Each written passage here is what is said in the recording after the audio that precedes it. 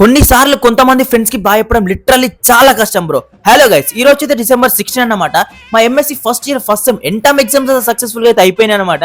ఇంకా ఎగ్జామ్ అయితే అయిపోయిన వెంటనే మేమైతే యూనిమాల్ లో ఉన్న లవ్లీ స్వీట్స్ కి అయితే వచ్చేసినాం. మా ఫ్రెండ్స్ వాళ్ళ ఫ్యామిలీస్ కోసం స్వీట్ తీసుకోవాలన్నారు. ఇక్కడికి వచ్చేస్తే మామూలు మేలే కాదు భయ, ప్రతి ఒక్కడు ఇక్కడే ఉన్నాడు అనమాట.